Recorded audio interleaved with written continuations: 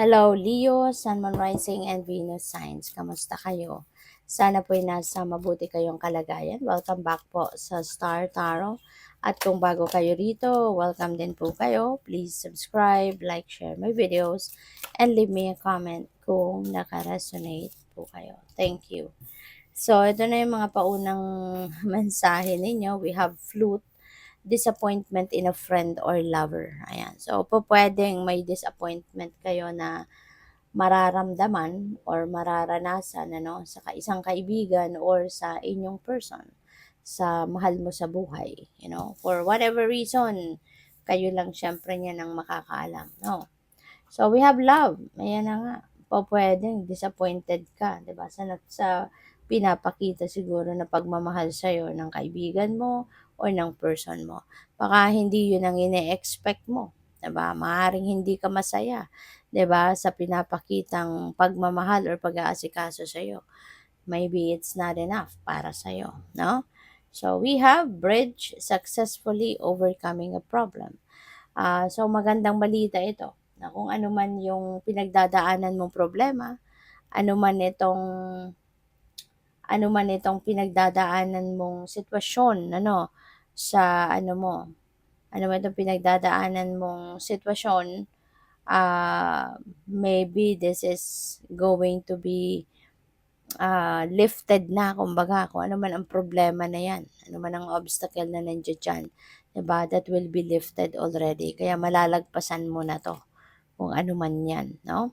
So, what else? We have tulip, great passion. Alright? So, maaari na ang iba sa inyo rito, Leo, is maaari na ang iba sa inyo rito is going to be passionate, no? About siguro sa mga hobbies mo, passionate ka sa kung ano man ang mga interest ninyo sa ngayon, maaring mas magpapakita ka ng passion for that. Or pwede rin na ang iba sa inyo is going to be expressing your passion sa kung ano man yung ano ninyo, sa kung ano man yung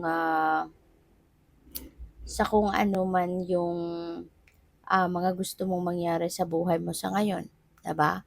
Maaari magiging super excited ka, kaya ganon. So, what else? We have rainbow. The most difficult part of a situation is over. So, di ba, may successfully overcoming a problem card ka. Kaya, tas ito din, no, the difficult part of a situation is over. So, most likely, meron talagang tagumpay dito. Merong success dito na mangyayari, no? Doon sa ano ninyo, sa mga problematic situation na pinagdadaanan ninyo. So may mga obstacles dito na magfe-fade away na, maaalis na, meron din dito mga problema na masusolusyunan mo na, yung gano'n. Kaya makakaluwag-luwag na ang inyong pakiramdam. You will be able now to find peace, within yourself. Kaya wag ninyong hayaan, na mabasag yung peace ninyo with this person. Kasi you may encounter someone, no, na extremely stubborn and unwilling to change. Maaaring baka mahal mo to sa buhay, no? Kaya concerned na concerned ka sa kanya. Gusto mo siyang tulungan na mabago ang kanyang sitwasyon din. Ina-advisean mo siya pero walang pakialam, no? Hindi siya nakikinig sa wala siyang pakialam sa sa kung anong sabihin mo na samantalang iniisip mo lang din siguro yung kanyang kabutihan pero deadma, wala siyang pakialam. Kaya hayaan mo na, 'di ba? Let them be. Kung ayaw nila ng inyong opinion, ng inyong advice, then so be it. Let them go. 'Di ba? Kung ano ang gusto nila. Kasi baka ika-stress mo lang yan. So, ikaw na tuloy ngayon yung mapapasama. So, we have not unsuccessful plans. Ayan. So, baka related dito kay extremely stubborn person, no? Yung planong ito. Kaya, sa kasutilan niya, sa ayaw niyang makinig sa'yo, ayaw kanyang pakinggan. Kaya, yun, merong mga unsuccessful plans na mangyayari. But anyways, hayaan mo na, 'di ba? Wag ka nang malungkot dito sa kung ano man ang unsuccessful plan na to. Kasi isa lang ang dahilan yan, diba? It's not for your highest good. Kasi kung makakabuti yan para sa'yo na plano mo, if that's what's best for you, hindi yan hahayaan ng universe na hindi mo makuha. But the fact na hindi yan magtatagumpay, ibig sabihin, hindi yan para sa'yo. Po pwedeng hindi para sa'yo, hindi makakabuti sa'yo at this time, or po pwedeng hindi yan makakabuti sa'yo at all kahit kailan. 'Di ba?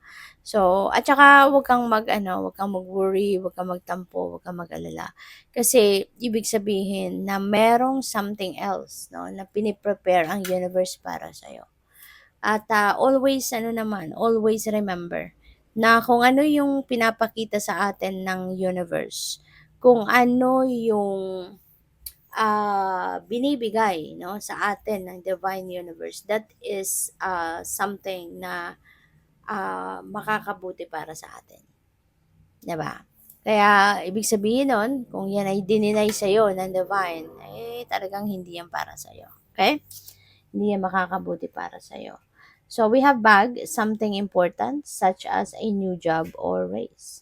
So, ito, may blessing na paparating sa'yo, Leo. Diba? So, merong bagong trabaho, or po pwedeng bagong posisyon sa trabaho, baka promotion, po pwede rin na may pay raise, no? Baka madadagdagan ng sweldo mo. Madadagdagan yung ano mo, yung kita mo, kumbaga, no?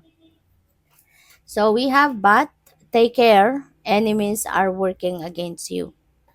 Okay? So, ingat ka kasi merong mga hindi natutuwa sa iyo.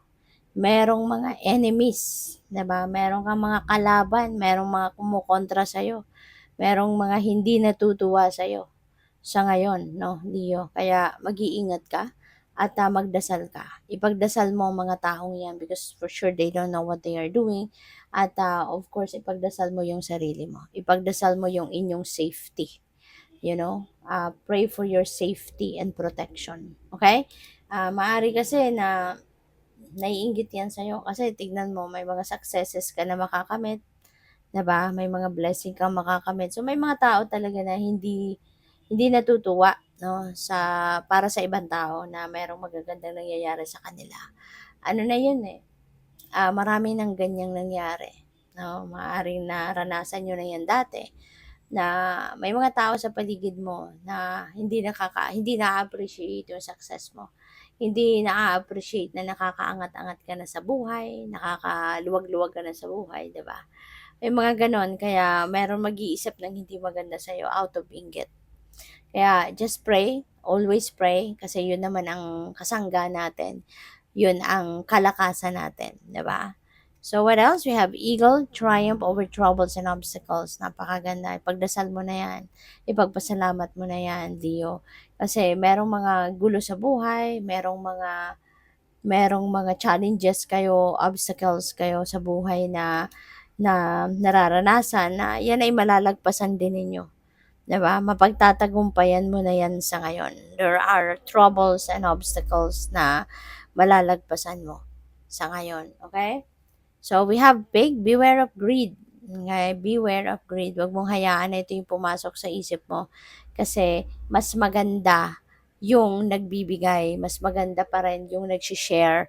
Mas maganda pa rin yung nagbabahagi tayo ng blessings natin. Kasi, mas marami pang blessings ang ibibigay sa atin ng divine. 'Di ba?